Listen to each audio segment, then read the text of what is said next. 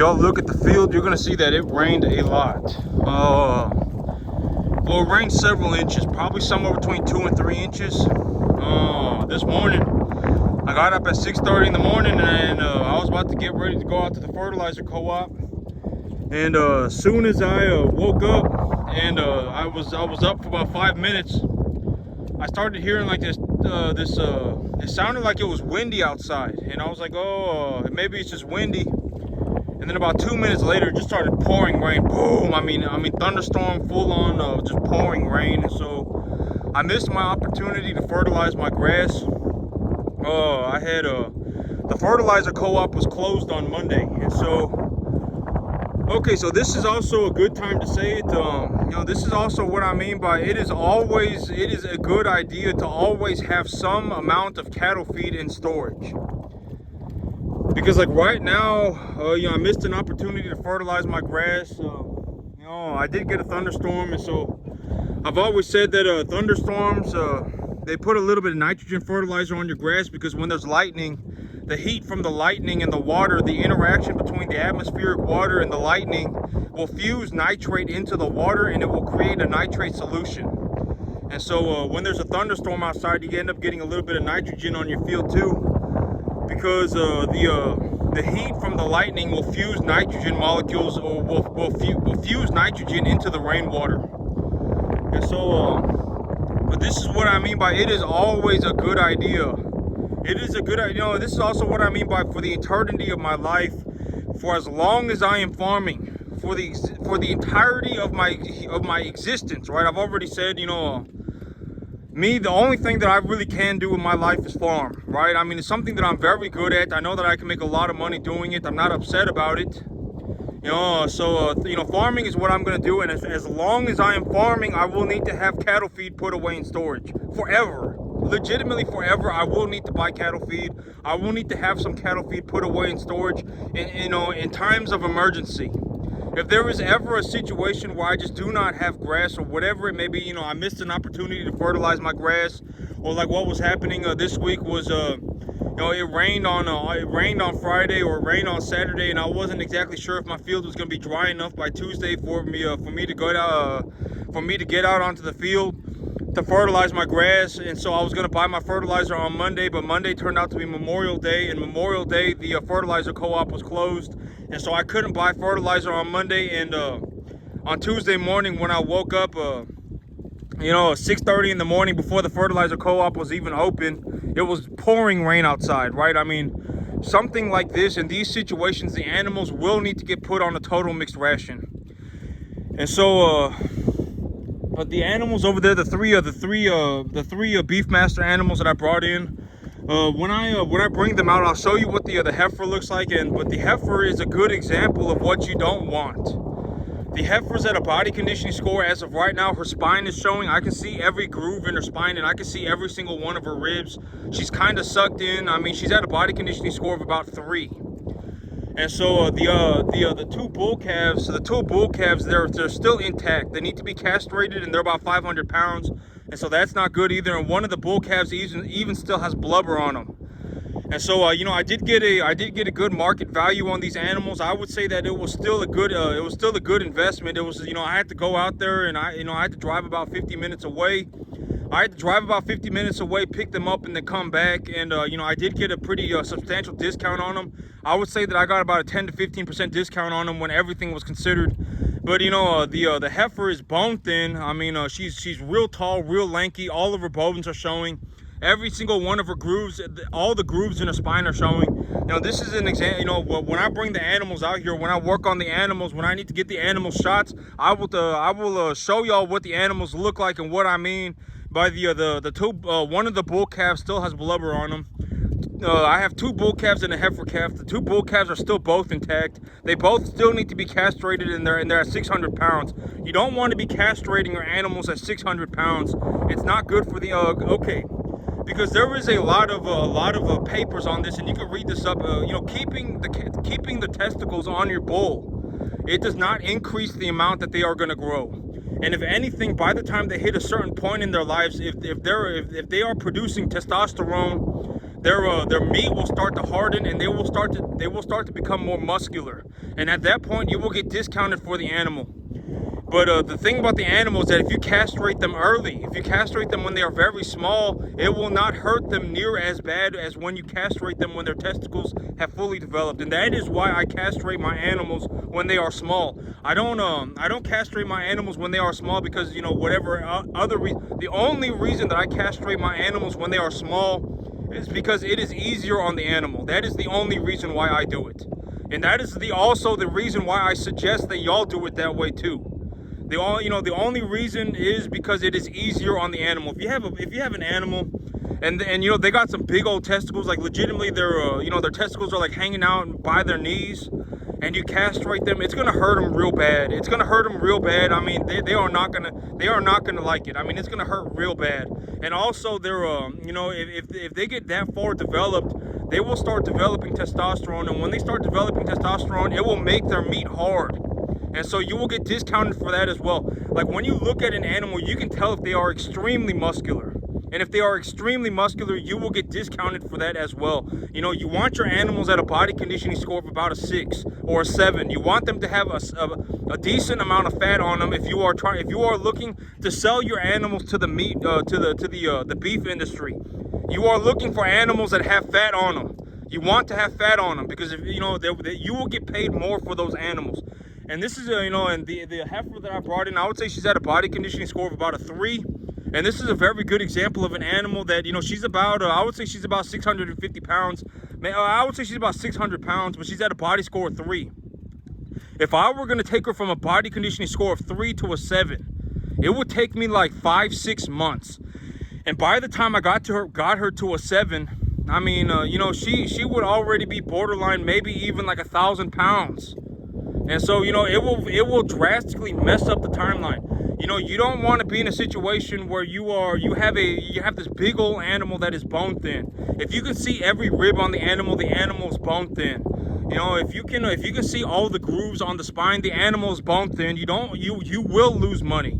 If you do that, you will lose money. I mean, you know, if you ever go to the sale barn and you see a 500-pound heifer get sold for $600, that's usually why. Because it's like, you know, your animal has a lot of problems. You know, this animal has a lot of problems.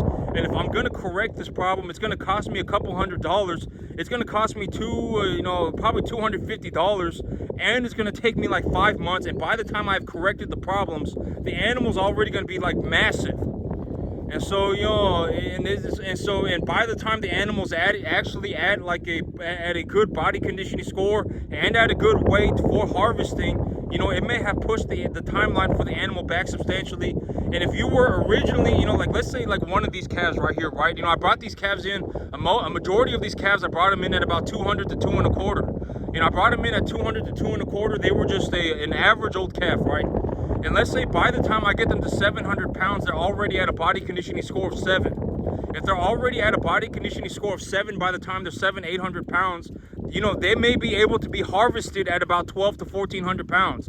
But if you have a body conditioning score of 3 animal that is a body conditioning score of 3, and the animal's already 600 pounds, you may not be able to harvest that animal until she is like 1,400 pounds, which is pretty massive for a heifer. 1,400, 1,600 pounds, something like that. You may have to push the timeline for the harvest weight of that animal back substantially. And if you are in a situation where you are looking to feed an animal from 1,400 to 1,600 pounds, that is going to take a massive amount of food.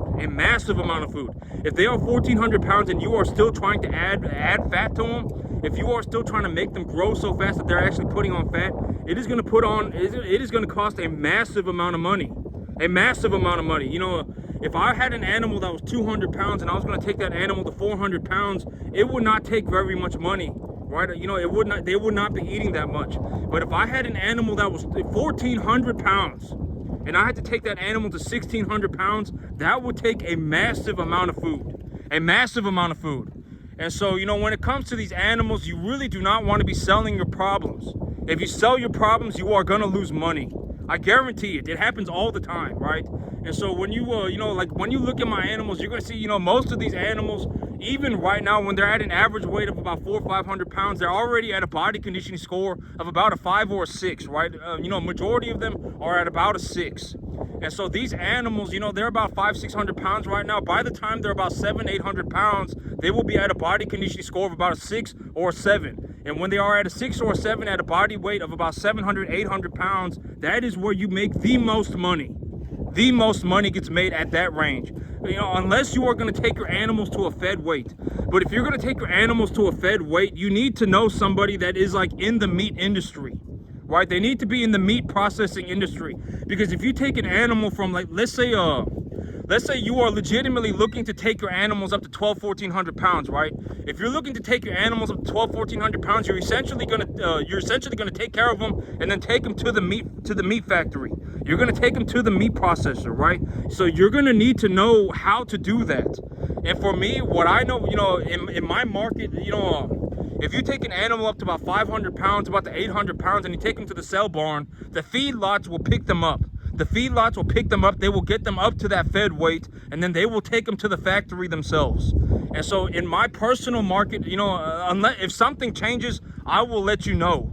But you know, if something changes, I will let you know. But as of right now, the most profitable business in my area in terms of the cattle business is to take them up to about 800 pounds. You know, but okay, if you start them off real small, if you start off with real small animals, you can even sell them at 500 pounds. If you wanted to, you could even sell them at 500 and you would still make some decent money. You know, your turnaround time would be faster, and going for 500 to 800 pounds is it's gonna take a lot more resources than taking an animal from 200 to 500 pounds. And so yesterday I went and I took a look at the piece of land. I drove around the whole thing, and I like the land, and so I'm gonna buy it. You know, I'm in the okay. Here's the thing about land, right? Okay, like if you want to know what I think about when it comes to land, right? Like when I go around and I look at farmland, what am I looking for? What I'm looking for is a motivated seller. I'm looking for somebody who is actually looking to sell their property, right? Because a lot of, you know, sometimes you end up in a situation where a lot of people fiddle fart around, right? They'll go, oh, I want to sell my property, but I don't really want to sell it right now. Oh, maybe, you know, I do want to sell my property, but I want to sell it next week. Oh, I do want to sell my property, but I want to kind of just hold on to it for 2 weeks, and then I want to see what happens.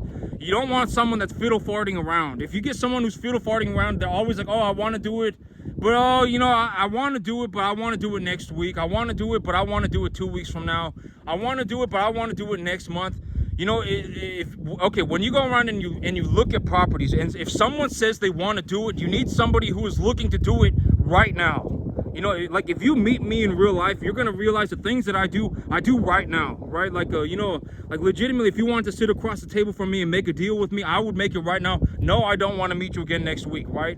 You know, I want to buy your property right now. Let's work out a deal. You know, will you sell or finance it? Yes. You know, why? You know, under what circumstances would you sell or finance it? If you would not sell or finance it, would you take an FSA loan? If you would take the FSA loan, I'm gonna need about 3 months to clear the loan. The first month, I'm gonna need, you know, it's gonna take about 3 months to clear the loan. Are you okay with that? Yes. Then okay.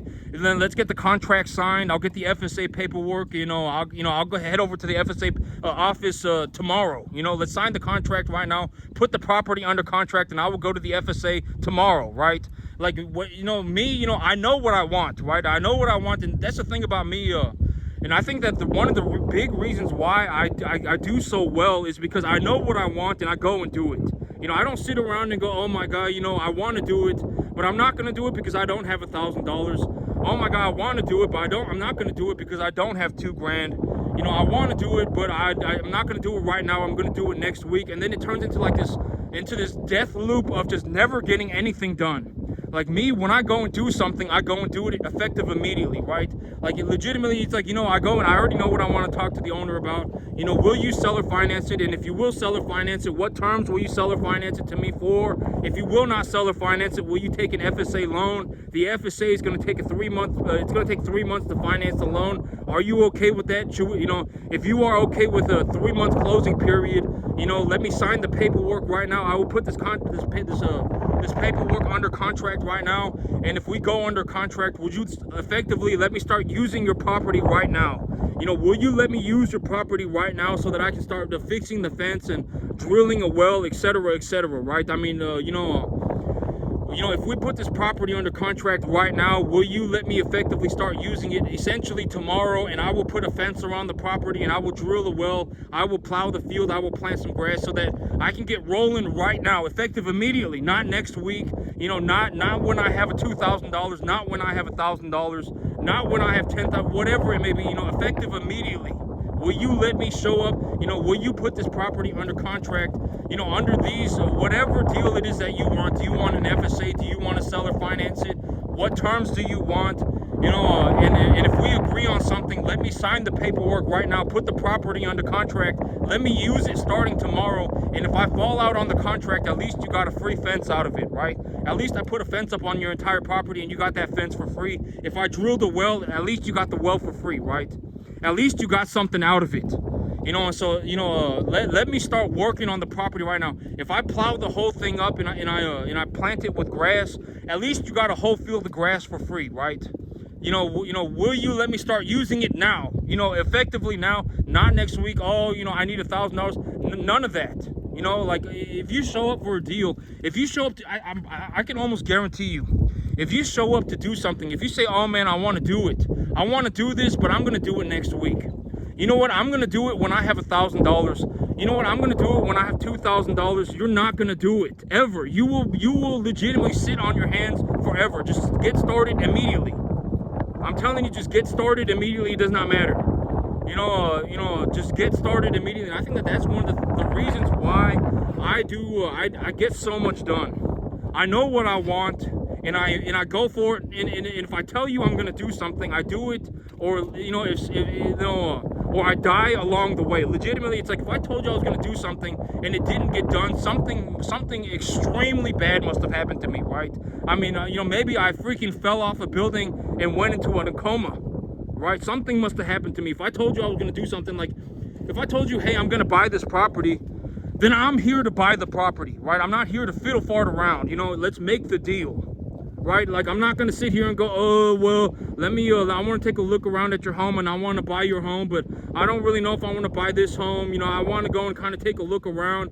You know, if I show up, I am there for a reason, right? I don't have time to fiddle fart around, right? I mean, I got to run my business. I got to go to work. My cattle don't run themselves. I still got a lot of stuff to do, right? And this is also one of the reasons why I don't go and help people, right? And one of the big reasons why I don't go and help people. Well, okay, but here's the thing. It's like when I make these videos, I am looking to help people, right? I'm looking to help as many people as I can at once. Because here's the thing. It's like, a lot of times when people ask for my help, they're going to see what's going on with me and they're going to go, oh my God, this guy's doing very well for himself, right? They're going to go, oh my God, you know, this guy is doing incredibly well. And then they're going to ask me for stuff. Oh my God, will you come and help me? They're not actually asking for help. They are asking for me to hold their hand. And this, and here's the thing, and I don't have time to hold people's hands, right? I don't have time to hold people's hands. I got to run my own business. I'm looking into buying more real estate. You know, I got to run my cattle. I still got to go to work. I still got all these things that I need to personally do. I cannot go out of my way to help people, hold people's hands one at a time, especially if you cannot be saved under any circumstance, right? I mean, it is too late. It's too late and you can't be saved, right? And so it's already too late. And so, you know, the thing is, okay, and this is what I mean by, if you actually go out and take a look at the world, you're going to realize that a lot of people will never make it. They could be 80 years old and they still will not have figured it out. I'm telling you, if you go out and you take a look at the world, and this is a very good example, right? Here's a very good example. I mean, I got a couple examples right off the top of my head. Okay, one time I was going and I was taking a look at a property, right? I was looking at an 80-acre property. I was looking at an 80-acre property, and it was they were putting the property up for lease, and it was about 20 minutes away. So I said, yeah, well, I'll go and take a look at it. Right? It's 20 minutes away. It's 80 acres, and they want $1,000 a year for it, or they want $2,000 a year for it, or whatever it was. I don't remember. I think it was like $2,500 a year for it. And so I went over there and I took a look, and the current person who was leasing the property, they had 24 longhorns on the property. On an 80-acre field, they had 24 longhorn cattle. That was it. Legitimately, that was all they were doing. They had an 80-acre field and 24 longhorn cattle on it. And this was like a 70-year-old man. It's too late. You're not going to make any money. I mean, I don't know what you're doing here with 24 longhorn cattle. If you didn't raise longhorn cattle and you just legitimately just turned around and ran 1 to 1.5 type cattle, you would have made significantly more money. Significantly more. I mean, longhorn cattle sell for like $1 to $1.25 a pound. If you had that exact same animal, but you had an Angus animal, or you had a Brangus animal, or you had a Brayford, or you had a Beefmaster, if you had something, a 1 to 1.5 type medium large frame animal, you would have made significantly more money. And if you drive around, you're going to see these farms all over the place, like 50-acre fields with like 15 cattle on them. Legitimately. I mean, I'm telling you, you're going to see them all over the place. You're going to see 100-acre fields with like 20 cattle on them. And I'm telling you, a majority of people are never going to figure it out, and then they're going to die of old age. And it is going to happen to a lot of people. Unless you get yourself squared away very, very, like today, unless you square yourself away today, chances are you are not. And this is what I'm also mean. Okay, imagine this. When I talk about, if you're already 15, if you're already 20, it's already too late, right? Your brain is a muscle. And here's another way to look at it. Let's say you got somebody who's a power lifter. Let's say you got somebody who's a marathon runner. If you see somebody who's a marathon runner, when you take a look at them, you're going to know that they're a marathon runner. Something's going on with this person, right? They are extremely lean. I mean, their muscles have been built. They have essentially worked on their muscles so that they are a marathon runner, or so they are a power lifter, or whatever else. And your mind is the same way. And here is what I mean. Let's say you were born just an average child. You were born 100 IQ, and you were born into a world where you were taught correctly from the very beginning, right? You were shown how to do this. You don't just sit on your hands. You're not in some, I have a 50-acre field with 10 cattle on it, right? That's not you, right? And here's the thing. If you are born into a world where you are on a 50-acre field and you have 20 cattle, you are being taught incorrectly. That is like a worst case scenario. You don't want to be in that situation, because then you're going to end up like everybody else in that situation, and almost nobody in that situation makes it at all. You will die that way. You will live and die a poor person. And so let's say you were born into a world where it's like, you just saw it from the very beginning. You're supposed to fertilize your grass. If you fertilize your grass, one time, and it's like, as you got older and you were able to understand more sophisticated information, just a little bit more difficult information, you were taught from the very beginning. Every time you get about 3 to 4 inches of rain, you want to put 25 to 50 pounds of nitrogen on your field at a 5:1:3:1 NPK sulfur ratio for this particular field that we are using here today, right? For every 3 to 4 inches of rain over a period of 30 days, you want to put about 25 to 50 pounds. And you were taught all this stuff from the very beginning. You want to feed your animal roughly 3.25% of their body weight a day in dry matter. You want to feed them that. You want to give them about 12 to 14% protein feed. You want to give them about a 65% energy. And if you want to take a look at what's going on with your animal, you look at the poop. If you were taught that from the very beginning and you did not have to go through a massive... Okay, here's the thing. Once you are taught incorrectly, if you actually if you actually put yourself in a situation where you are now having the opportunity to learn correctly, it will take a monumental effort to unlearn the things that you already know, because you were already taught to be a poor person, right? I mean, once you've become a poor person, you are stuck that way because you have been taught that your entire life. That is why you are stuck that way. You're not stuck that way like it's permanent. Like most of you are stuck that way because you have been taught to be that way for a very long time. If you were taught to be a rich person from the very beginning, hey, you put this much fertilizer on your field for this much rain over this course of time, and if the weather is like this, then your grass will grow more, and so you put a little bit more fertilizer. If your weather's not good, if your weather's too hot, then your grass is not going to grow anyway, so you don't fertilize it. If your weather's real cold, then you plant this cultivar of, you plant a different cultivar grass. If you were taught objectively correct information from the very beginning, and that was all you knew, it would be very easy for you to become a rich person. And a rich person just being you have more money than you need, right? If you spend $5,000 a month and you make $7,000, then you're rich, right? If you make $4,000 a month and you spend $3,000, then you're rich. It would be very easy for you to become a rich person. But if you are taught incorrectly, you know, if you actually try and do something correctly, you will have to go through your mountain of BS. You will have to go through it, and you will probably not be able to get through it. You are stuck under it. You are, because you cannot move it.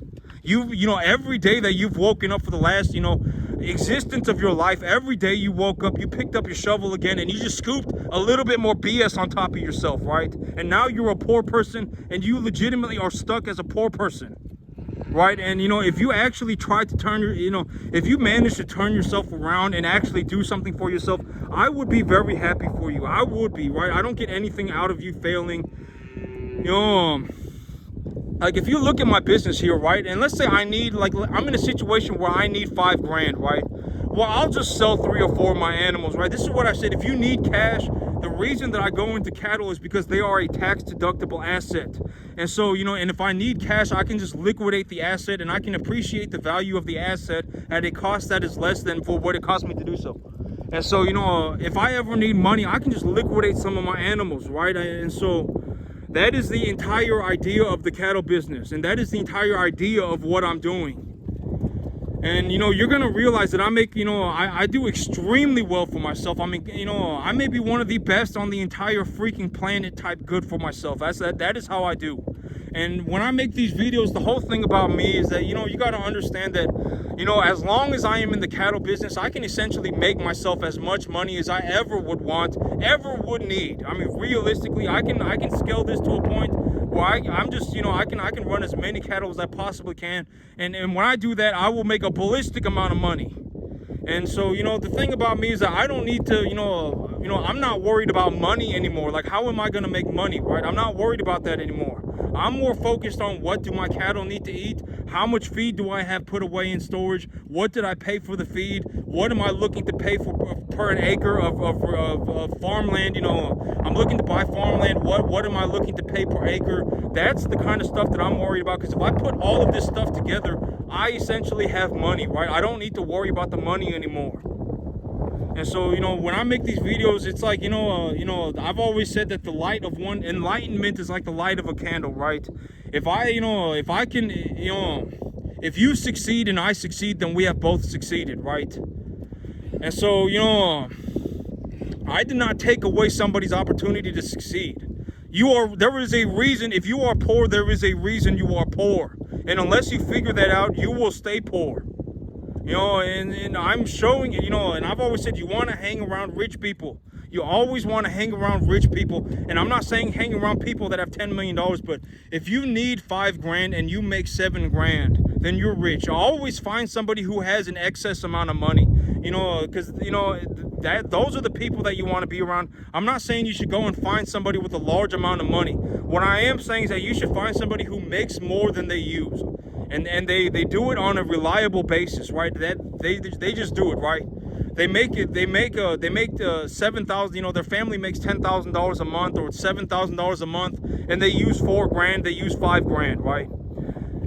You know, that is considered rich. From my definition of rich, that is considered rich, right? And the way that I define poor is that you're in one of these 3 categories. You don't have enough. You don't have money. You are just completely dead broke. Number 2. You don't have a retirement. Or number 3, your family is legitimately struggling because you are doing so horribly financially. Your family is legitimately struggling because of you not having enough money. Those are the 3 ways that I would define poor. And rich is just simply you make more money than you need. And if you need $5 grand and you make $7 grand, then you're rich, right? And so, you know, I'm getting this property squared away. You know, as soon as I get the terms and stuff, the terms for the contract figured out, you know, I'm going to sign the paperwork. And once the paperwork's signed, one of the things is going to be, will you start letting me use this property as of right now? As of right this moment, will you start letting me use this property? That's going to be one of my terms. And so I'm good to go. You know, I'm good to go. I'm gonna keep this thing rolling forward, and you know, I'm good to go, and I got it going. And you know, I'm going for it. We going for it. You know, I'm rolling. You know, I'm doing real good, and you know, I'm moving forward in an objectively correct direction. But that's it for me today, YouTube. Y'all have a good one.